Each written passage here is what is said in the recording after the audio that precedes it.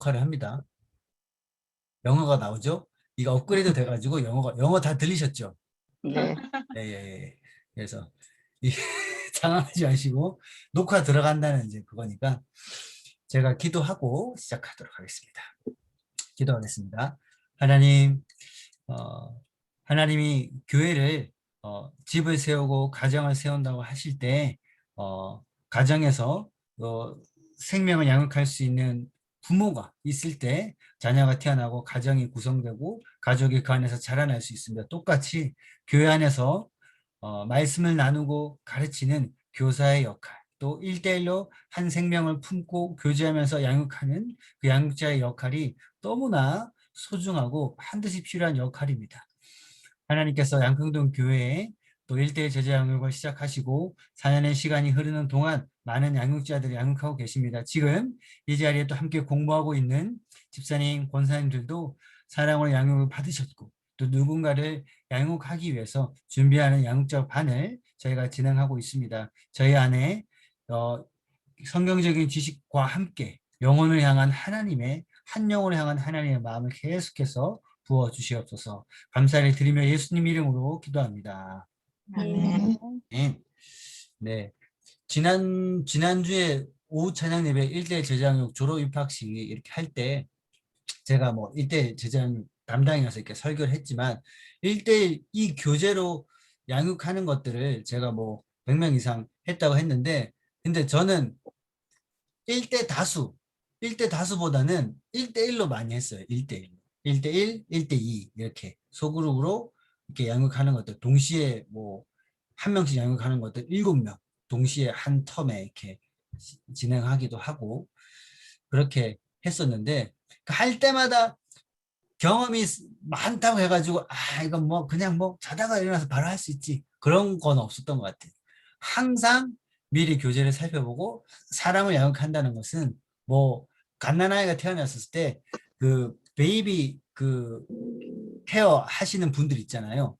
그 뭐 돌보미 일 하시는 분들 그 갓난아이 태어나가지고 조리원 딱 지나가가지고 산모가 아예 뭐 목욕 잘 못 시킬 때 베이비 케어 하시는 그 자격증 따서 하시는 분들도 있는데 그런 분들이 익숙하게 가지고 그거 다 하는 거지 뭐 이렇게 하면 되지 뭐 그냥 대충 하면 안 되잖아요. 생명을 양육하는 건데 똑같이 일대 양육할 때는 한 영혼을 말씀으로 이렇게 양육하고 살피고 돌보고 하는 것들이 정말 이렇게 신경을 많이 쓰고 그 사람을 살펴보고 또 일대일로 양육하니까 저는 이제 청년들을 양육하다 보면 어떨 때는 표정이나 눈은 끄덕거리고 있어요. 근데 눈은 딱 보면 너 지금 고기는 끄덕거리는데 지금 딴 생각하고 있지. 이게 보이더라고요. 그럼 그걸 어떻게 하셨냐고. 그러면서 이제 또 다른 얘기도 하고 너 지금 양육받을 그 마음의 상태가 아니구나. 물어보면 어떻게 하셨냐고. 지금 다른 거에 지금 너무 힘들어가지고 제가 머릿속에 안 들어온다. 그러면 이제 그거를 얘기하면서 좀 얘기를 하고 양육이 들어가고 그렇게 이 한 사람을 일대일로 양육한다는 거는 여러분 안에도 주의도 필요하고 그 사람도 이제 그냥 지나가는 시간은 없죠. 일대일로 하는 거기 때문에. 그래서 여러분은 그런 목자로 이 과정을 마치고 꼭 누군가를 양육하는 그 경험을 하셨으면 좋겠고 당연히 해야 되는 거고 그리고 하다 보면 보람이 있어요. 그러면 그분은 다음 텀에 또 하고 또 저는 이미 한 번 했는데 집사님, 권사님 양육자로 이번에 섬겨 주시면 저번 했습니다. 난 할 거 다 했으니까 더 이상 요청하지 마세요. 이런 마음으로 제 전화를 받지 마시고 요청하면 하나님이 나를 또 생명을 잉태하는 귀한 역할을 주셨구나 하고 아멘 하시면 하나님 정말 기뻐하시는 것 같습니다. 이번에 양육자로 계속 제가 전화를 하다 보니까 정말 사람들 상황이 삶의 짐이 너무 무거워서 안 되는 분도 있고 또 어떤 분은 그분도 똑같이 힘들죠. 근데 알겠습니다. 해주신 분들은 얼마나 하나님 기뻐하실까. 네. 그래서 저희도 5명, 6명 계속 이때까지 양육하신 분들이 있잖아요. 그러니까 우리 사람이 보기보다는 하나님 보실 때 정말 귀하게 여기실 것 같습니다. 자, 여러분 이 교재를 보시면 여러분 이 교재는 선교단체나 어떤 단체들이 기초, 교리, 주제별로 성경을 묶어서 그 관계를 나누고 묶어놓은 것이 교리입니다. 교리. 그 믿는 종교의 도리 주제별로 묶어놨는데 기초 과정은 비슷한 공통 분모들이 있어요.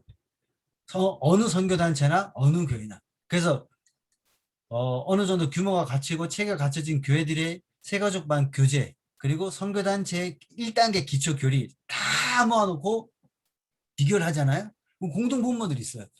1대 교장의 책도 그 공통 분모를 다 포함하고 있어요. 다 다를 수 있어요. 그래서 이 교재를 많은 교회들이 사용하고 있는 거고 이 교재를 여러분 교재 목차를 보시면 여기 차례 나와 있는 내용이 있죠. 그걸 한번 보시면 차례 나는 페이지를 보시면 여러분들 동반자과정 하시면서 깜짝 놀라는 게 1과부터 5과까지 만남 예수 그리스도 사과하고 큐티 끝냈어요. 큐티 끝내고 나서 그 다음 과정이 뭐죠? 제목이? 성장. 1대1. 아니야. 큐티 다음에 과의 이름. 구원의 확신이죠. 큐티 다음 과가 구원의 확신이죠. 예. 근데 구원의 확신 앞에 몇 번째 만남이라고 돼 있어요? 첫 번째 만남. 첫 번째 네. 만남. 네. 이게 뭐야? 이때까지 5주 지났는데 왜 또 처음이야? 라고 생각하셨던 게 있으세요? 양육 받을 때? 어떠세요? 아니 당연하게 받아들이시지 않았잖아요. 왜 5번째인데 왜 첫 번째야? 라고 물음을 가지지 않으셨어요? 했어요. 예? 그냥 그렇게 생각했어요. 아, 그냥 하도 수용적이시니까. 여러분 이 교재가 왜 그렇게 됐는지 어떻게 설명 들으신 분 있으세요? 왜 구원의 확신이 첫 번째 만남인지 아시는 분? 왜냐면 이 교재가 원래 미국에 있는 교재를 번역할 때 구원의 확신 첫 번째 만남부터 11번째 만남까지 되어 있는 교재예요. 이 교재인데 이 교재를 가지고 양육을 하다 보니까 1과부터 4과까지 예수님이 누군지 정확하게 이해가 없는 분들이 많은 거예요. 그리고 이 교재를 진행하면서 큐티를 쭉 진행해야 되는데 큐티에 대해서 방법도 모르는 분들이 있고 그래서 만남이 예수 그리스도 예수는 어떤 분이십니까? 어떤 애였습니까? 첫 번째 만남부터 네 번째 만남까지 그리고 큐티까지는 부록입니다. 온누리교회에서 이 교재는 앞에 추가로 붙인 거예요. 이게 기초 양육인데 그 앞에 더 기초적인 내용을 붙인 거죠. 그래서 이 교재가 이렇게 구성이 된 겁니다. 이해하시겠죠? 네. 근데 그렇다고 해서 첫 번째 만남부터 네 번째 만남이 너무 기초적인 내가 다 알고 넘어간 건 아니에요. 우리가 사도신경을 하면 사도신경 할 때 예수님에 대해서 그 문장이 6개의 문장이 있는데 다 사도신경에 대한 뭐 교리 성경 공부를 한다고 치면 그게 다 이 첫 번째 만남부터 네 번째 만남까지 해서 다룰 수 있는 내용들이에요. 다 내용이. 예수님이 누구신가? 더 있어 보이는 말로 하면 기독론이죠. 조직신학에서 얘기하는 기독론. 예수님이 누구신가에 대해서 나누는 내용이 첫 번째 만남부터 네 번째 만남. 이거를 여러분이 배우시고 이걸로 또 누군가를 양육을 잘 하시다 보면 누군가를 전도할 때 예수님이 누군지 내가 정말 궁금한데 알고 싶다. 그러냐고. 그러면 사양립 해가지고 10분 만에 설명하고 끝이 아니라 일주일에 1시간 정도씩 사주만 시간을 내달라고. 그럼 내가 예수님에 대해서 당신에게 설명해 주겠다고. 하면서 이 교재를 가지고 나누면 제일 좋습니다. 그래서 이 1과부터 첫 번째 만남부터 네 번째 만남은 이 교재에서 부록으로 되어 있는 내용이지만 정말 중요하다는 거. 그래서 한 거 할 때 신앙생활을 30년 했든지 40년 했든지 예수님에 대해서 다시 한번 정리를 하고 그렇게 하시는 내용이라고 하고 진행을 하시면 됩니다. 첫 번째 만남 볼게요. 첫 번째 만남. 일단 저는 첫 번째 만남을 할 때 예수는 어떤 분이신가라고 하는데 기존에 신앙생활을 오래 했다고 했던 분들 중에서도 이 양육이 좀 필요하구나라고 인지를 시켜드리기 위해서 어떤 걸 언급하냐면 우리가 예수를 부를 때 예수라고 부르냐고 예수님이라 부르냐고 또 어떻게 또 부르죠? 그 영어 느낌으로 읽으면 풀 네임이 있잖아요. 풀 이름. 예수 네 글자 뭐죠? 예수 뭐라고 하죠?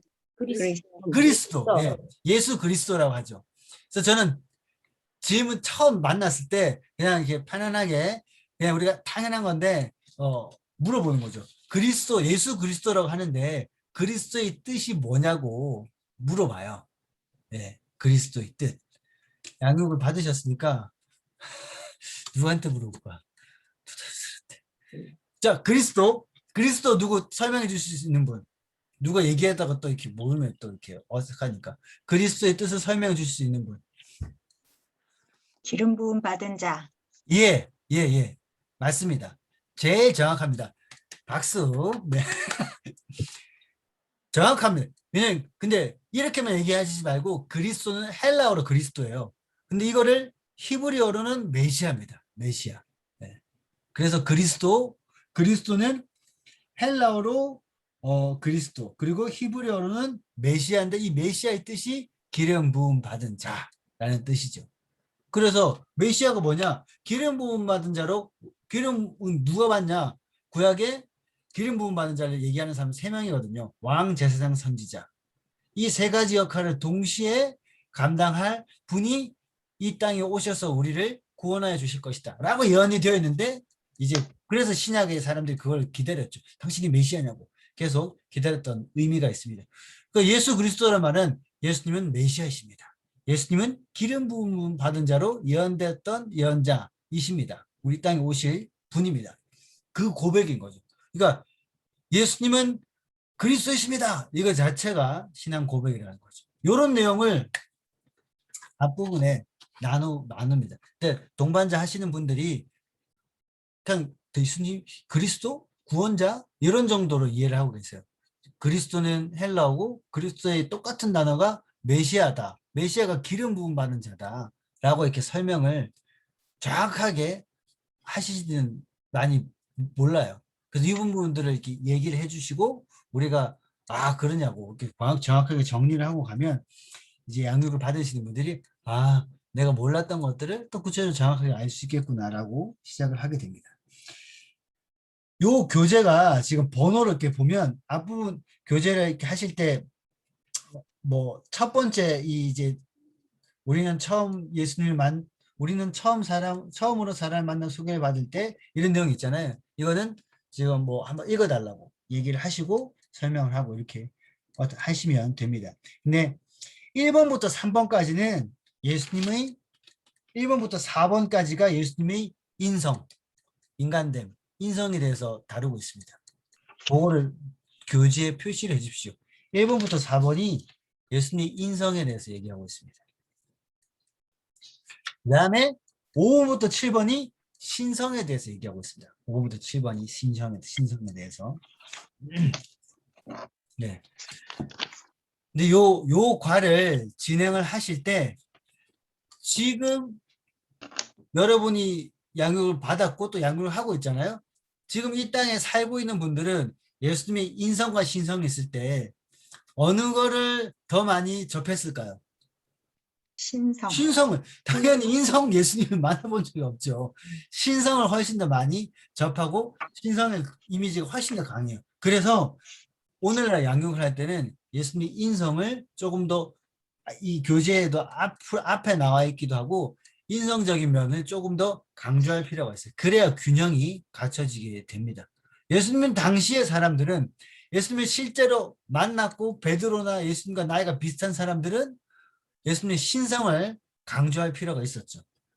지금은 저희는 반대라는 겁니다. 그래서 이 첫 번째 부분 그걸 한번 보겠습니다. 자, 우리 임혜경 권사님이 처음 그 줄 5번째 그 5줄로 되어 있는 첫 번째 그 문단이 있잖아요. 한번 읽어 주십시오. 우리는 처음으로 사람을 만나 소개를 받을 때 먼저 그의 이름과 더불어 그의 주변 사항, 학교, 직장, 출신지 등을 소개받습니다. 그리고 좀 더 깊이 그 사람과 대화를 하면서 그의 생각이나 성품들을 알게 되고 또 그와 가까운 사람을 통해서도 그 사람에 관해 여러 가지를 알게 됩니다. 예수란 분을 소개할 때도 마찬가지일 것입니다. 지금까지 당신은 예수를 어떤 분이라고 생각했습니까? 네. 이때 이제 질문하는 거죠. 여러분도 그렇게 양육을 받으셨을 거예요. 뭐 그냥 이제 정답이라기보다는 예수라고 하면 어떤 이미지가 떠오르는지, 예, 그러니까 모습, 그런 것들을 한번 나눠보시면 돼요. 보통 양평동교회 분들은 김규 목사님 생각하실 때 그 오른쪽에 있던 현수막 있잖아요. 옛날에 있던 현수막 기억나시죠? 오른쪽 지금 그 큰 TV 모니터 있던 자리에 있던 예수님 얼굴 현수막 가시나요? 기억 안 나세요? 오랫동안 있었잖아요, 현수막. 네. 아, 벌써 기억에 살아있었나? 네. 근데 어쨌든 예수님 하면 각 사람마다 떠오르는 그 자기의 그 예수님 성화의 얼굴 모습들이 있어요. 네. 네. 그것들을 나눠보시면 좋습니다. 지금 잠깐 나눠볼게요.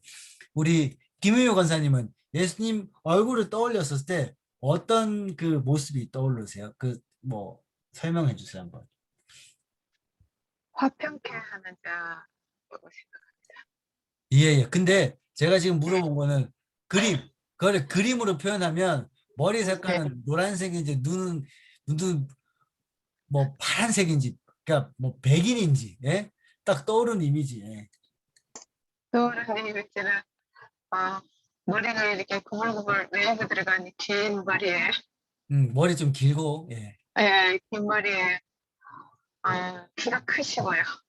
아, 키가 크다고요? 아, 예. 예, 키는 몇 센치 정도 되셨습니까? 185는 될 것 같아요. 185, 와우. 예. 우리나라에서 185면 크지만은 저 아랍 쪽에서는 작지 않을까요? 뭐 그렇게 큰 키는 아닌 것 같은데 중동 지역에서는 음, 아닌가? 그 당시에는 평균 신장이 더 적었죠. 예. 더 작아. 많은 사람들이. 예. 우리나라도 조선시대 평균 신장이 뭐 170도 안 되고 165, 뭐 150 이랬었다는 거죠. 지금 뭐 신정칩생 같은 경우는 그 조선시대 살았으면 장수죠, 장수. 예. 예. 그냥 요렇게 편안하게 대화를 하시면 돼요. 그냥 예수님의 이미지, 느낌, 이런 거. 그러면서 여러분 핸드폰에 옛날에 목사님이 설교하시면서 예수님이 살아계셨으면 이런 이미지였을 것이다 라고 하는 그 성경을 검색해 보면 아랍 사람 얼굴이 있어요. 예. 그런 것들이 핸드폰으로 좀 보여주셔도 되고, 그리고 여러분이 그 제일 예수님 모습에 대해서 인상 깊었던 예수님의 성화 모습 같은 것들 있잖아요. 예. 그런 것들 핸드폰 사진에 저장해 놓으시고 뭐 보여주셔도 돼요. 저는 어떤 성화가 제일 기억에 남냐면 제 모교회 지하 식당에 폭풍우 몰아치는데 어떤 남자 청년이 배의 키를 잡고 있어요. 불안하게. 근데 그 뒤에 예수님이 딱 그 키를 같이 잡고 있어요. 그 상황 혹시 기억나시는지? 그 있죠. 뭐 유명하잖아요. 그걸 딱 보는데 와 엄청 막 그 든든했던 기억이 있어요. 저는 그 상황가 예수님 이미지 생각하면 제일 많이 나고. 그 다음에 뭐 제일 많이 있는 거 있잖아요. 평화로운 그 풀밭에서 양을 안고 있는 예수님 뭐 그런 것들. 그런 것들. 한 번만 더 나눠볼게요. 우리 최영 집사님. 네. 네, 저는 예수님을 처음 이렇게 그림으로 본 게 고등학교 2학년 때였거든요. 근데 왜 그 그림자처럼 생겨가지고 잘 보지 않으면 예수님 상으로 못 보는 그림 있잖아요. 예, 왜 이렇게 자세히 봐야 예수님이 아, 그냥 다, 빨간색하고 흰색만 아, 있는 아. 그림. 다 검은색으로 돼 있어서 가지고. 네, 아, 검은색하고 흰색만 있는 예수님 네, 그림 흑백은. 있잖아요. 네네네. 네, 나 그게 지금까지 안 잊혀져요. 그게 제일 처음 본 그림이거든요. 그렇구나. 네. 네. 그 그림 보면 지금도 딱 보면 예수님 상이에요. 근데 그때 내가 하나님에 대해서 전혀 모를 때 친구들이 보여줬어요. 너는 이게 뭘로 보이니? 어, 하고 어, 어. 보여줬는데 딱 보는 순간 그냥 그 사람인데 뭐 우리가 알고 있는 그 예수님 상이야? 라고 질문을 했거든요. 내가 제대로 잘 봤어 그러더라고. 근데 그 그림이 지금도 안 잊혀져요. 근데 그때 그 느낌이 되게 평온하고 글쎄 제가 그때 좀 내가 힘이 들었는지 어땠는지 그 그림 자체가 되게 흰색하고 검정색밖에 없잖아요. 네. 근데 되게 평온하고 음, 안정적이고 음, 되게 부드럽게 보였어요. 그림이. 그렇구나. 지금도 안 잊혀져요, 그 그림이. 그러니까, 예. 그러니까 이렇게 양육하는 분, 이 본인이 만난 그 좀 본인의 그 예수님의 모습에 대해서 또 나눠주시면 좋아요. 저는 대학교 1학년 때 예수 그리스도라는 흑백 영화, 70년 전에 제작된 영화가 그때 다시 개봉한 적이 있어요. 예수 그리스도 쉽게 만든 감옥에 만들었거든요. 근데 그 영화의 첫 장면이 뭐냐면 흑백 영화예요. 장님인 여자아이의 시각에서 시작해요. 너무 영화가 처음 시작할 때 깜깜해요. 근데 그 아이의 그 눈이 툭툭 떠져요. 처음 시작할 때. 눈이 딱 떠지는데 근데 예수님 얼굴이 처음 탁 나오거든요. 영화 시작할 때. 근데 그때는 제 눈에는 진짜 예수님이 보이더라고요. 그때부터 눈물이 나기 시작해가지고 영화 끝날 때까지 계속 눈물이 나는 거예요. 네. 그랬던 기억이 있습니다. 그래서 그 영화가 그때 내가 힘들어서 그랬구나 해서 비디오 테이프를 샀어요. 어디 가가지고. 그래가지고 혼자 집에서 그 비디오를 틀었는데 집에서 혼자 볼 때도 그 영화를 보고 또 눈물이 나는 거예요. 저한테는 그 배우, 그 모습, 그게 이제 예수님으로 분명히 그렇게 인지가 됐던 것 같아요. 실제로 그런 네, 감독이 있고 예수님 실제로 만나서 보면 어떨까라는 네, 그런 감격 이런 것들을 여러분 이렇게 나눠주시면 좋을 것 같습니다. 그러면서 그 다음 그 밑에 볼게요. 그리고 그게 또 양육하시면서 본문의 내용을 양육자는 읽지 않고 동반자들 계속 읽으라 시키지 말고 번갈아 가면서 하세요. 네, 네. 계속 나한테만 읽으라 그러면 양육자가 이렇게 목도 아프고 힘들 수가 있어요. 번갈아서. 그래서 사람마다 예수에 대한 생각이 다를 수 있습니다. 그러므로 예수가 어떤 사람인지 알기 위해서는 본인이 얘기하는 나는 어떤 사람이다. 그리고 인격적으로 그분을 직접 경험한 사람들부터 들어봐야 된다는 거죠. 그래서 객관적인 정보도 살펴보고 우리가 내용들을 한번 살펴보겠습니다. 라고 하면서 그래서 앞으로 4번에 걸쳐서 예수님을 살펴볼 건데 우리가 이때까지 신앙생활 했을 때 만났던 예수님 기존에 맞다면 다시 확인이 될 거고 또 우리가 몰랐던 예수님 모습들이 있기 때문에 그런 것들을 알아가보자 라고 하면서 이제 양육을 하시면 좋을 것 같아요. 1번 예수님 인성, 그냥 인간된 모습입니다. 중동에 태어나신 분이에요. 1번 예수의 국적 및 출생지, 성장지를 각각 찾아보십시오. 국적은 어디죠? 국적? 유대. 유대. 유대, 그렇죠. 베들레. 예, 유대. 그리고 이름은 예수. 그 당시에 뭐 예수라는 이름이 많습니다. 그다음에 성장지는 성장한 지. 나사렛. 나사렛. 나사렛. 갈릴리 나사렛. 예. 내가 정답을 다 잘 적으셨네요. 네. 맞습니다. 네. 그렇게 하시면 되고. 2번. 그리고 1번은 그냥 가볍게 넘어가세요. 2번 예수님 어린 시절은 어땠습니까? 라고 나오는데 누가복음 2장 52절은 어떻게 되죠? 조은경 권사님이 누가복음 2장 52절 네, 한번 읽어주십시오. 거기에서 제가 써놓은 답은요. 지혜와 키가 자라며 하나님과 사람에게 더욱 사랑스러워 가시더라 하는 그. 네네. 성경 구절을 그대로 답으로 잘 적어 놓으신 거죠. 네. 몸과 지혜가 자랐다는 것은 지혜가 자랐건 지적인 거, 몸이 자랐던 신체적인 거, 사람에게 사랑스러운 사회적인 사회성이 발달되는 거, 하나님에게 사랑스러웠다는 것은 이제 영적인 성장이 있었다는 거죠. 그래서 사람이 성장할 때 지적일 뿐만 아니라 영적인 것까지 골고루 균형 있게 성장했다라는 거죠. 아이를 위해서 기도할 때 돌 때 목사님들이 기도할 때 다 이 본문으로 기도합니다. 부모가 제 아이가 자랄 때 제 부모에게 가장 아이가 뭐 효도하는 거는 때에 맞게 정상적으로 자라는 거죠. 예. 아이가 지금 24개월 됐는데 뭐 때로는 12개월 돌 때 아이의 평균 키와 몸무게와 성장 그 단계가 있잖아요. 그리고 보통 돌 정도 될 때까지 이 아이가 전체 100분율에서 키가 몇 %다 뭐 그런 거 나오잖아요. 검사하면. 우리나라에서는 이제 영유아 건강검진 의무적으로 할 때 그렇게 나와요. 근데 애가 전체 봤을 때 키가 뭐 상위 뭐 2%다. 그럼 키가 큰 거잖아요. 근데 키가 작아요. 전체 비했을 때. 평균에 비해서 키가 아주 작아요. 그러면 부모는 어떻습니까? 왜 그럴까? 많이 커야 된다. 때로는 아이가 전체 머리 둘레가 전체 상위 2%야. 머리가 너무 커. 그럼 부모는 걱정을 하는 거죠. 정상적으로 때에 맞게 잘 자라는 것이 가장 큰 복이고 그렇게 안 됐을 때 이제 힘든 거죠.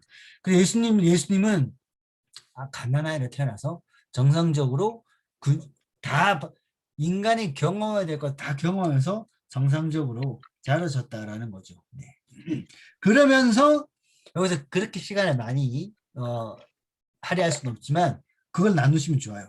그러면 예수님 어린 시절은 어땠을 것 같냐 간략하게 얘기를 하고 우리가 이제 유대 베들레헴에서 태어났고 유대 베들레헴은 당시에 민족의식 로마로부터 독립을 해야 되고 신약에 딱 배경이 되는 신구약 중간사 배우신 분 많잖아요. 그때 이제 메시아가 정말 필요하고 많은 고난을 겪고 로마의 그 지배 아래서 유대 민족, 우리 민족 의식이 많이 싹트던 시기였습니다.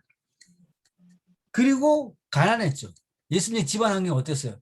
예수님이 태어났을 때는 아버님이 계셨지만 어린 시절 12살 이후에 아버지 소식이 없거든요. 대부분 예수님은 12살 좀 지났었을 때 동생들은 쭉 태어났는데 아버지가 일찍 돌아가셨을 것이다. 그리고 아버지가 하던 일 목수일인데 그때는 뭐 가구를 만들어 가지고 막 팔고 이렇게는 안 돼요.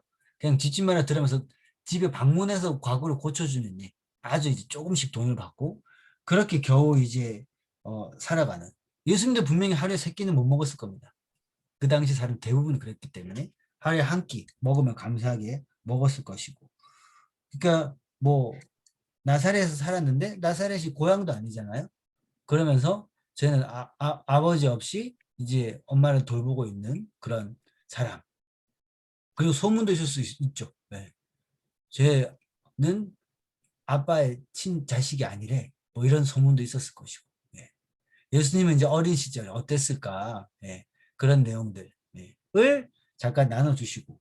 그 다음에 10대 이전에 여러분의 삶의 그 기억들 이런 것들을 나눠주세요. 나는 당산초등학교를 졸업했다. 이런 얘기를 하시고 그럼 동반자가 당산초등학교 졸업했냐고 그럼 몇 끼냐고 눈 깔아 뭐 이렇게 하시지 말고 네. 그래서 후배네 이러면서 막 그렇게 하시지 말고 그 여러분의 그 어린 시절에 그런 뭐 어쨌든 뭐 좋았던 기억들 뭐 이런 것들을 이제 뭐 너무 길진 않게 주고받고 이야기를 해주시면 이 부분에서 그런 것들 얘기를 해주세요. 이해하면서 점점 이제 친밀함이 또 교감이 쌓여가니까 여러분 상담을 한다고 할 때 그 사람과 그 상담을 받는 분과 관계가 형성되거든요. 관계가 그 신뢰가 쌓이거든요. 심리학으로는 이게 라포가 형성된다 이런 말을 쓰는데 신뢰가 쌓이는 거죠. 그리고 친밀감이 쌓여가는 것들이 필요한데 일과 진행되면서 그게 아주 좋은 기회예요. 저 권사님이 우리가 뭐 얼굴만 봤을 인사만 했을 때는 저런 모습이었는데 이런 모습도 있구나. 그런 것들을 나눠주시면 좋습니다. 그리고 3번 성경에서 예수가 어떻게 묘사되는지 살펴보십시오. 저는 이게 3번이 이 과를 양육하면서 제일 중요해요. 3번이. 뒤에 신성은 그냥 다 아는 거니까 넘어가면 돼요. 언급만 하고. 근데 3번, 4번이 저는 제일 중요했습니다. 3번을 볼게요.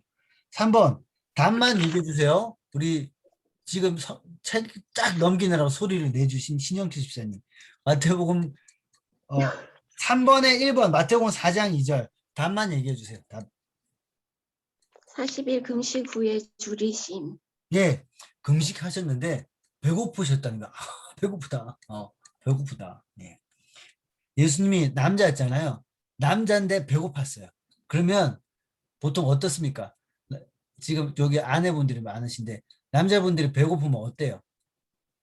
밥상을 차려야 돼요. 네, 빨리 밥 차려줘야 되죠. 배고픔을 달래줘야 돼요. 배고프면 많은 것들이 정지가 돼요. 남자분들은. 네. 밥을 차려줘야 돼요. 여성분들보다 남성이 배고플 때 더 약한 것 같아요. 네. 금식하시고 줄이셨어요. 40일 금식했죠. 여러분 20일 금식 여기서 혹시 20일 금식 해보신 분? 20일 안 계시죠?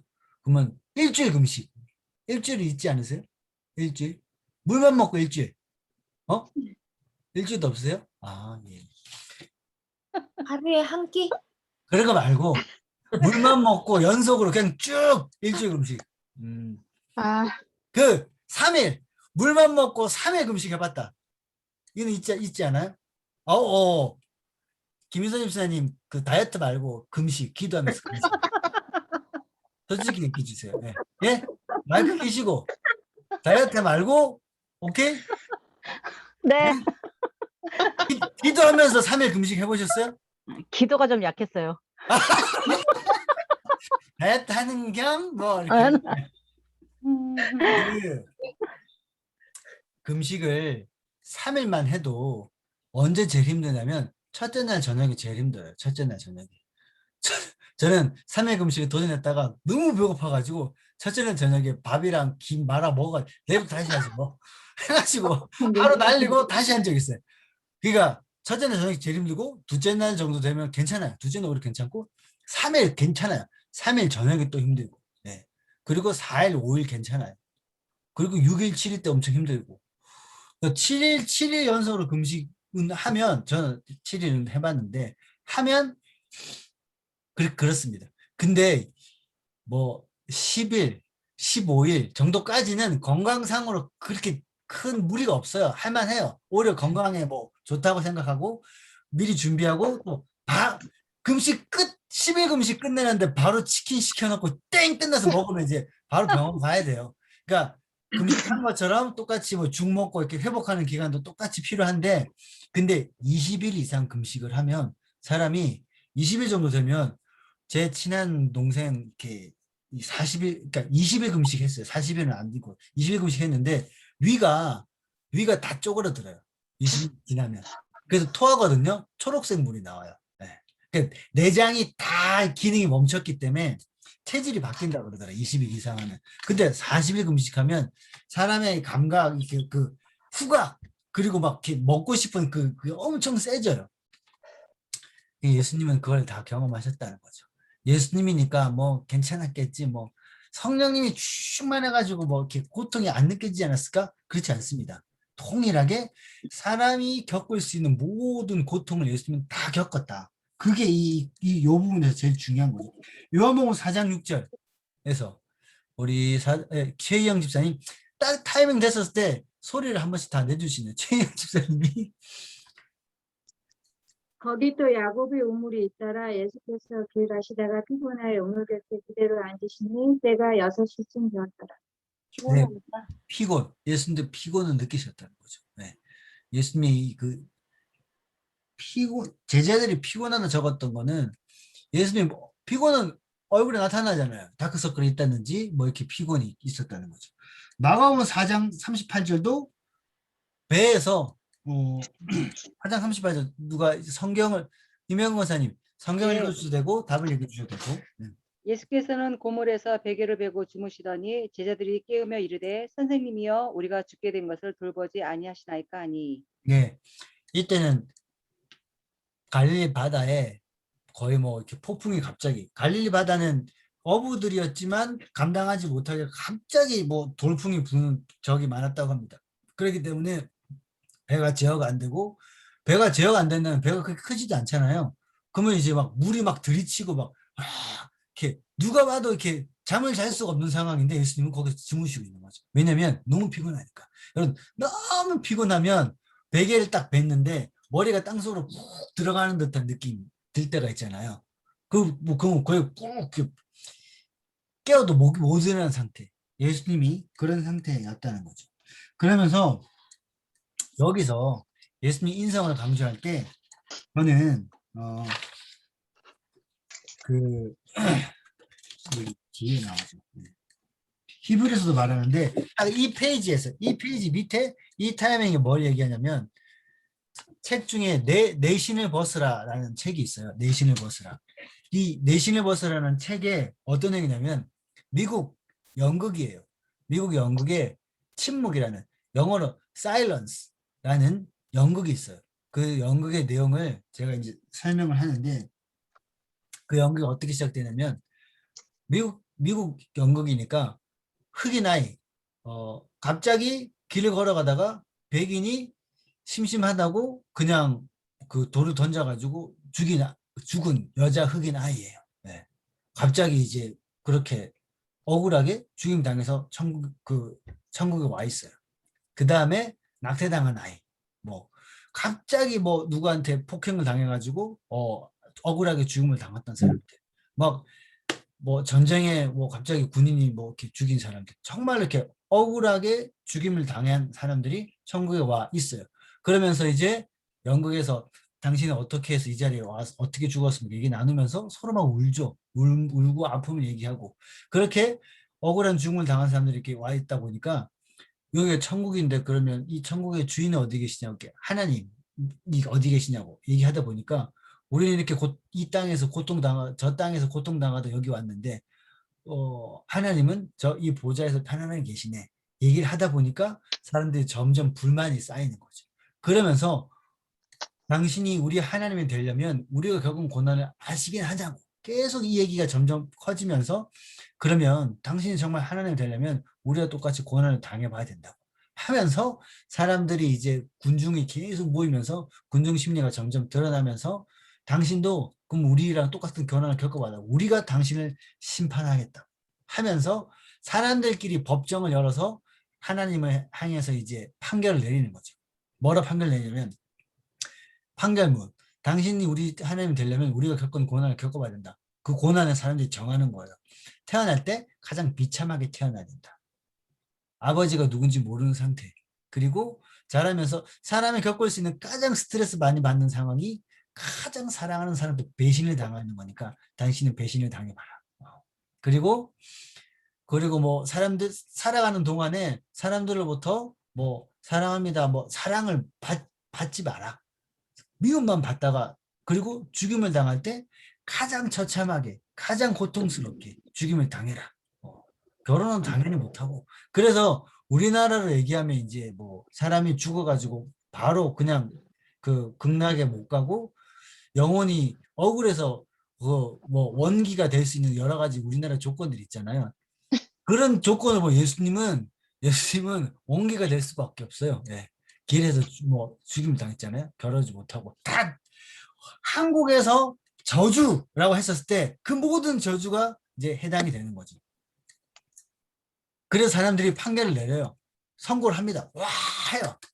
이제 당신들이 경험해봐라 했는데 그 연극이 제목이 사일런스잖아요. 사람들이 침묵이 흘러요. 한참 침묵이 흐르다가 어떤 여자애가 얘기를 하는 거죠. 이 판결은 이미 이루어졌다. 요 연극을 잠깐 얘기를 해줘요. 얘기를 얘기해주면서 사람이 당신도 우리처럼 고난을 당해보라고 할 수 있는 모든 저주와 고난은 예수님이 다 겪으셨다는 거죠. 그래서 예수님이 우리 사정을, 예수님이 우리 마음을 아냐고. 당신이 우리 마음을 알아? 내 고통을 당신이 어떻게 알아? 라고 말했을 때 예수님은 안다. 내가 너의 아픔을 안다. 라고 말할 수 있는 분이라는 거죠. 그래서 저는 이 첫 번째 페이지 제 밑에 빨간 글씨로 그렇게 얘기하라고 합니다. 나를 완전히 이해하는 사람 예수님이라고 적어 놓으세요, 여러분들. 나를 완전히 이해하는 분도 아니야. 사람을 동그라미 치라. 나를 완전히 이해하는 사람 예수님. 이 과에 제가 생각하는 포인트입니다.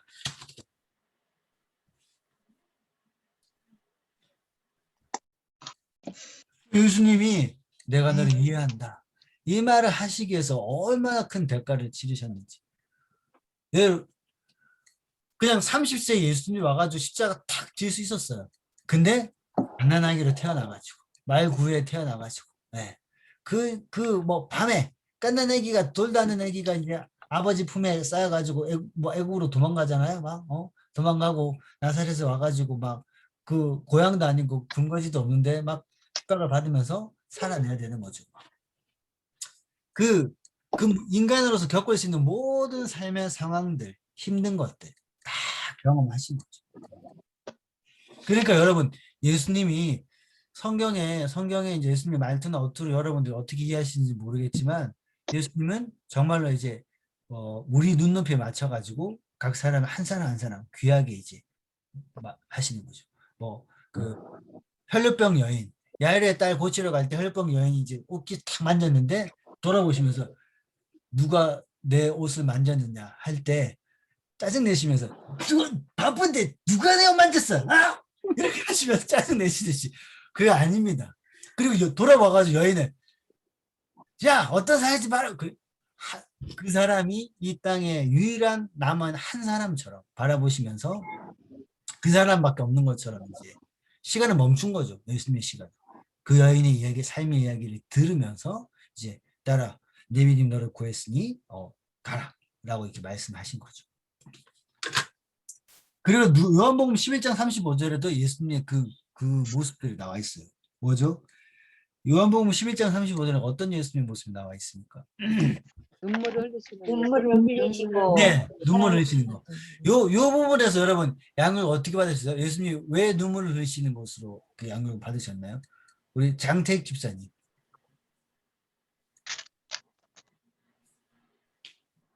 그 인간의 그 죽음을 보고 예수님도 그 육신을 가진 인간이므로 그 죽음에 그 슬퍼하신 것이 아닌가 그렇습니다. 네, 네. 예수님은 나사로가 그 죽기 전에 3일 전에 그 다른 데 계시다가 들었잖아요. 그리고 죽고 나서 오셨잖아요. 죽었다는 것도 아시고 좀 이따가 살리실 거잖아요. 예. 근데 우신 거죠. 예. 근데 이때 어떤 뭐 주석에서는 이제 심령의 통분이 여기시고 라고 하면서 나사로를 죽었던 그 죽음의 권세에 대해서 이제 막 그 분통해 하시면서 막 분노하시면서 막 그렇게 눈물을 흘리셨다라고 주석하는 분도 있는데 근데 우리가 경험하고 알고 있는 성경에 있는 예수님을 봤었을 때는 나사로 한 명이 죽은 것 잠시의 죽음이지만 그 죽음에 대해서 동일하게 슬퍼하신 거죠. 예수님이 아파하고 슬퍼하시고 그러니까 한 명의 가족이 죽고 누군가 죽음 장례에 있을 때 잠시 떨어져 있는 거지만 그만 울으라고 천국 갔는데 모르냐고 라고 할 수 없는 것이 예수님도 이 땅에 유일하게 한 명 남은 온 우주에 이 사람 한 명밖에 없는 것처럼 그 사람이 죽은 것처럼 슬퍼하셨다는 거죠. 예수님도 눈물을 흘리시더라. 예수님은 우리를 위해서 공감해 주시고 같이 아파해 주시고 눈물을 흘리시는 예수님이라는 겁니다. 그러면서 일하는 모습에 예수님이 무엇을 느낄 수 있습니까? 나눠주시면 되고 히브리서 4장 15절이 아까 제가 얘기했던 침묵, 사일런스라는 그 연극에 나온 내용과 연결됩니다. 히브리서 4장 15절 히브리서 4장 15절을 우리 정임순 권사님이 한번 읽어주십시오. 성경 구절을 읽어주십시오. 우리에게 있는 대제사장은 우리의 연약함을 동정하지 못하시니가 아니요 모든 일에 우리와 똑같이 시험을 받으시니로되 죄는 없느니라. 네, 맞습니다. 네. 잠깐 설명을 잘 넣어주고. 네. 그래서 예수는 어떤 면에서 우리와 있는 것 같습니까? 답은 뭐죠? 연약함, 연약함. 똑같이 시험을 하고 받으셨다. 예. 똑같이 시험을 받으시되. 그러면 어떤 면에서 우리가 다르다? 죄는 없으시다. 죄가 없으신 분. 예. 요 부분을 다 양육을 잘 받으셨겠지만 시험을 받았다는 거는 어떤 유혹을 받은 거잖아요. 예수님도. 네. 육신에 있고 있기 때문에 유혹은 받으셨지만 죄는 짓지 않으셨어요. 요거를 어떻게 양육을 받으셨는지 모르겠지만 제가 한 번 또 물어보고 싶지만 시간이 많이 가기 때문에 저는 어떻게 양육을 했냐면 어떤 남성이 길을 가다가 어떤 여인을 보고 음욕을 품으면 간음했다. 예수님이 그랬잖아요. 네.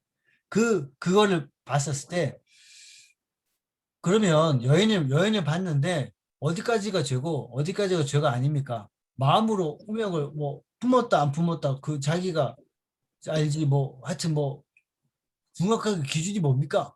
라고 이제 많은 질문들이 있어요. 그때 한경직 목사님이 어떤 기준을 얘기했냐면 남성이 길을 가고 있어요. 근데 어떤 여인이 아주 이성적으로 매력적인 여인이 걸어오고 있어요. 그럼 눈이 저절로 갈 수 있죠. 그 사람의 의지가 아니어도. 가면 부인이 이제 탁 때리면서 쟤를 뭐 하는 거야. 그게 아니라 그냥 걸어가는데 자기는 의도하지 않았지만 그게 이제 딱 눈에 띌 수 있단 말이에요.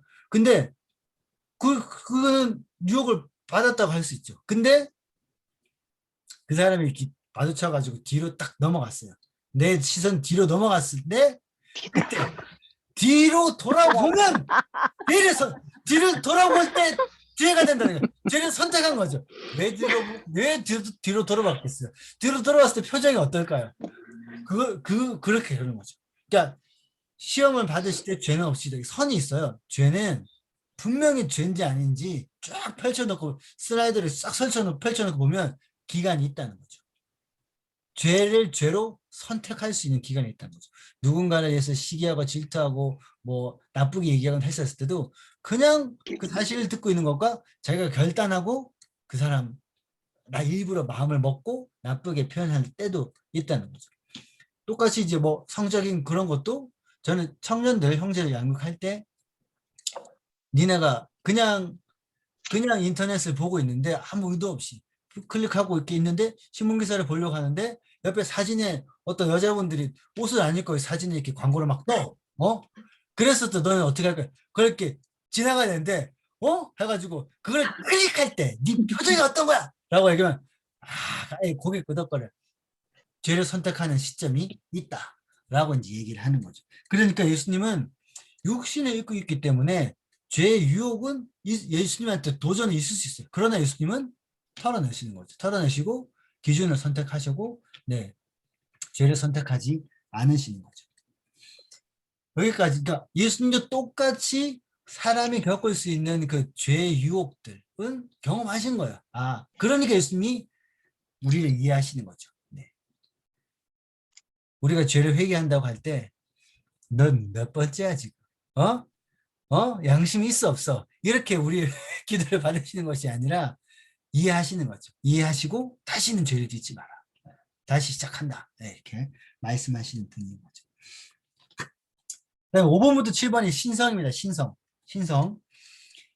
5번 이성과 같은 증언을 토대로 사람들 예수를 성인으로 말하기도 하고 종교의 창시 때 예언 자격을 합니다. 근데 요한복음 10장 30절에서 본인은 예수님 뭐라고 표현하셨죠?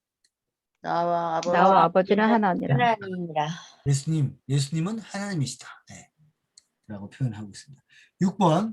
6번은 어떻게 생각하면 건방진, 나아선 독선적인 같은 발언이지만 다른 데서 볼 수 있다. 다른 사람이 그렇게 표현하고 있습니다. 요한복음 5장 23절에서 예수는 자신이 하나님과 똑같이 공경을 받으실 분. 그리고 요한복음 14장 9절에서는 자기를 본 사람은 하나님을 본 것 같다. 라고 있습니다. 근데 이게 예수님만 표현하는 것이, 예수님만 스스로에서 그렇게 얘기하신 것이 아니라 다른 사람들도 진실로 이렇게 그것을 고백하고 있다는 거죠. 7번, 본인의 말도 중요하지만 곁에 있던 사람들의 증언도 중요합니다. 여러분이 어떤 사람인지는 누가 가장 잘 알까요? 여러분이 어떤 사람인지 누가 가장 잘 알아요? 내가 나 자신. No. 남이 여러분, 남편. No. 그렇게 하시면 하나님이 먼저 아신다. 아니. 남편. 그렇죠. 여러분이 누구인지는 가장 가까이 있는 사람이 제일 잘 알아요. 예? 가장 가까이 있는 사람이 제일 잘 알아요. 예. 그러니까 내가 가장 편안하게 대할 수, 또 다른 말로 하면 내가 가장 함부로 대할 수 있는 사람이 나를 가장 잘 아는 사람이죠. 그렇죠? 네. 그래서 예수님 가장 가까이 있는 사람이 가장 잘 알아요. 그래서 여러분 요 부분을 나중에 이제 숙제처럼 1대 양육할 때 이건 팁이에요. 1대 제자 양육 그 세미나 같은 거 갔었을 때, 목회자 세미나 제가 갔었을 때 그 강사분이 뭐라고 얘기했냐면 여러분을 가장 잘 아는 분은 나 하나님 이런 거 그렇게 얘기하지 말고 가장 가까이 있는 사람. 내 자녀가 나를 어떻게 이야기하고 있는지 물어봤다가 기억해가지고 적어놨거나 그걸 나눠주십시오. 아내가 나를 어떤 사람으로 표현하고 있는지. 네. 그런 것들을. 네. 아내가 나를 어떻게 표현하고 있는지. 남자분이 양육했는데 다음 주에 나눌 때 사기꾼이라고 합니다. 예. 이렇게 나누기도 하고. 예. 그것들을 근데 그래서 반대로 얘기하면 나를 가장 잘 아는 사람이 나에 대해서 격려하고 편지를 써주고 이렇게 해줄 때 큰 위로가 되는 거죠. 그래서 저희 스승의 날 때 이 올해 스승의 날이 5월 15일이 토요일이었어요. 교육부 교육자들 모임 다 하는 날이거든요. 재작년까지는 손경 목사님이랑 저랑 남석정 목사님 있을 때 담임 목사는 저희가 나이 차이가 별로 안 납니다. 네. 저는 담임 목사님이랑 같은 연령대 있는 분들이랑 부목사를 같이 했고 또 아는 형님들도 많이 있는데 그래서 담임 목사님이 막 스승의 날 이거 하지 말라고 얘기를 신신당부를 하셔가지고 그때까지는 안 했는데 올해 딱 되니까 교육부 교육자들 나이도 차이도 있고 또 5월 15일이잖아요. 그래서 제가 이제 교육부 교육자 분들한테 전날 이제 담임 목사님을 향해서 이제 그 감사 어떤 스승의 날 카드를 저희가 만들 거니까 카톡으로 다 글을 보내라고 그랬어요. 그래서 백철우 목사님이 이제 잘 꾸며주죠. 하트 해가지고 스승의 날 해서 담임 목사님께 적어서 드렸거든요. 그러면 저희 딱 드리고 나서 그래 이런 거 오랜만에 받아본다고 그러시더라고요. 그리고 그냥 나중에 어디 구석에 처박히겠지 생각했는데 목사님한테는 그게 오랜만이었고 가장 가까이 있는 사람들한테 그 얘기를 들었을 때 그 고백들이 엄청 격려가 되셨나 봐요. 그래서 지금 목사님 자리에 보면 자기 등 뒤에 이렇게 하트 있거든요. 네. 그래서 가장 가까이 있는 사람이 이렇게 격려를 해줄 때 큰 격려가 되는 것 같습니다. 그래서 여러분도 양육을 하면서 그렇게 한번 해보세요. 이렇게 가장 가까이 있는 사람이 여러분을 향해서 이제 어떻게 생각하는지 뜬금없지만 물어보라고. 네. 그래서 그걸 이제 얘기해달라고. 네. 해보시면 좋아요. 네. 이렇게 팁으로 드립니다. 그래서 이 7번 보면 마태복음 14장 33절에 보면 뭐라고 표현했습니까? 배에 있는 사람들이 진실로 하나님의 하나님의 아들로서. 아들. 네. 마태복음 27장 54절에서는 하나님의 아들. 하나님의 아들. 마태복음 27장은 십자가에서 돌아가시고 나서 그 장면을 보고 요한복음 20장 28절에서는 도마가 표현하고 있죠. 도마가. 나의 주님이시여 나의 하나님이시여. 네. 나의 하나님. 여러분 도마가 뭐 실제 나는 보고 믿겠다라는 주의였는데 예수님 못 박힌 손, 옆구리 손을 넣어보고 나는 믿겠다라고 했는데 예수님이 나타나셔가지고 넣어봐라 라고 얘기했잖아요. 여기서 다른 얘기지만 도마가 예수님 옆구리에 손을 넣어봤을까요? 안 넣어봤을까요? 성경에 안 나와요. 넣어봤어. 네? 넣어봤을 것 같아. 성경에 넣었다고는 안 나옵니다. 네. 네. 근데 예수님이 넣어봐라. 보고 믿는 자보다 보지 않고 믿는 자가 더 복되다. 복이 그렇게 하셨어요. 근데 넣어봤을까요? 그 자리에서? 저는 그래도 넣어봐야 되겠어요. 딱 넣어가지고 하는데 넣어봤을까요? 네? 네, 이렇게까지 표현하는데 넣어봤을 거라 생각하십니까? 거기서 넣으신 사람 별로 없어요. 구멍 넓으시네요. 그거는 그 예수님이 그래서 하여튼 이런 얘기도 같이 나누시고 해주시면 좋습니다. 네.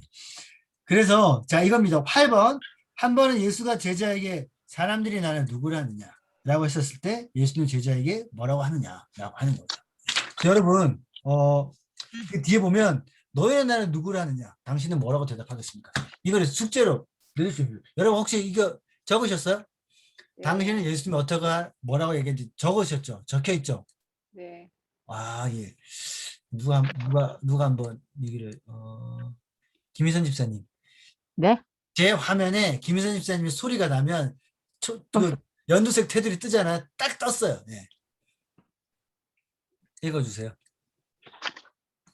아니, 저는 그렇게 쓰지를 않았어가지고, 여기를. 아, 안 쓰셨어요? 예. 양육자가 누구였지? 아. 그게 예? 잠깐만 어딨지? 아, 정현주 설명은 들었을 텐데, 제가, 누구 적으신 분 이때 그러니까- 숙제로 내주셔야 돼. 나는 예수가 서희덕 권사님 한번 읽어주세요. 예수님은 참 사람이시다. 참 하나님이시다. 끝이에요? 네. 나의 주님, 살아계신 하나님의 아들. 네네네. 그래서 저는 어떻게 했냐면 그러니까 이 과를 배우면서 인간의 예수님에 대해서 배웠잖아요. 그래서 그 예수님한테 기도문을 적으라고 하기도 합니다. 기도문. 네. 나를 온전히 이해하시는 예수님이라고 기도문 적으라고 하기도 하고, 예수님을 뭐라고 생각하느냐, 예수님은 누구라고 생각하느냐, 그냥 나의 언어로 적어보는 거죠. 여러분들 이렇게 적어주시고, 그리고 그걸 또 읽어주시고, 너 동반자한테 당신의 언어로 한번 적어 놓으시는 것이 중요하다. 사람들이 예수가 누구야? 라고 궁금해 하잖아요. 세상의 사람들은 궁금해 합니다. 네. 제 아들이 야구를 하잖아요. 야구팀에 가면 수비를 하고 있으면 제 아들이 교회 다니는 거 다 알거든요. 그러면 이제 교회 안 다니는 형들이 물어봐요. 옆에서 수비하다가. 교회에 대해서 궁금해 하더라고요. 많이 사람들이. 네. 예수님이 누군지 몰라요. 세상의 사람들은. 네. 그래서 그거를 꼭 부담스럽게 막 전도한다고 하는 상황이 아니어도 그냥 이제 나는 예수님이 이렇게 생각한다 라고 이제 말로 표현할 수 있게 우리가 적어놓고 적어봐야 설명할 수 있으니까 적어보시면 좋겠습니다. 그래서 오늘 양육은 1시간이 안 걸렸어요. 여러 가지 얘기를 했는데도. 네. 제가 그 얘기했던 내용 중에 오늘 강조하고 싶은 거는 첫 페이지 제일 밑에 3번 밑에 나를 완전히 이해하는 사람 예수님. 네. 그리고 이 이야기를 할 때 사일런스, 침묵이라는 그 이야기, 사일런스 이야기를 글로 제가 카톡방에 올려드릴게요. 글로. 아예 글로 정리되어 있거든요. 제가 말로 하면 또 이야기가 각색돼 가지고 어떻게 등장인물이 다르게 나올 수가 있어요, 여러분. 그렇기 때문에 원래 그 이야기를 올려드릴게요. 그래서 여러분이 그거를 사용하시든지 저는 이 설명을 하면서 많이 이렇게 사람들한테 양육을 많이 하면서 이제 좋은 그 상황을 많이 경험했기 때문에 이걸 나눠드립니다. 이렇게 하고 마치도록 하겠습니다. 그래서 저 다음 주는 남석정 목사 양육하고 그 다음 주도 제가 합니다. 제가 양육할 때는 1시간 정도 안에 마치도록 할게요. 저희가 다 양육하고 하면 보통 1시간 반 걸리는데 저는 1시간 정도로 마치도록 하겠습니다. 네. 수고하셨습니다. 우리 일찍 못 오시다가 민경자매님 성경 제일 최근에 지금 어디까지 읽었는지 말씀해 주시면 돼요. 성경. 최근에 이번 주에 마태복음 1장부터 시작해서 누가복음 8장까지 읽었어요. 네, 이번 주에 그렇게 많이 읽었어요? 네, 좋습니다. 정현주 권사님. 네, 알겠습니다. 감사합니다. 여러분 앞으로 이 기간 동안 이게 9월달 말에 끝나거든요. 여름 교회에서 지금 1대 양육 말고는 다른 사역 많이 없어요. 여름 시절에 금요일 저녁에 이 시간들 잘 또 양육 받으면서 또 양육 준비하면서 잘 또 금요일 저녁을 잘 무사히 다 마치셨으면 좋겠습니다. 네, 감사합니다. 기도하겠습니다. 하나님 감사합니다. 양육자로서 저희가 또 잘 준비되게 하시고 이 교제를 통해서 저희가 받았던 은혜들 다시 한번 되새기면서 또 양육할 때 어떻게 양육하면 될지 좋은 또 내용들을 잘 정리하면서 양육을 잘 준비하는 시간이 되게 해주시옵소서. 감사를 드리며 예수님 이름으로 기도합니다. 아멘. 네.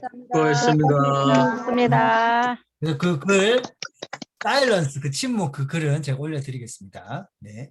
네. 영어가 들릴 거예요.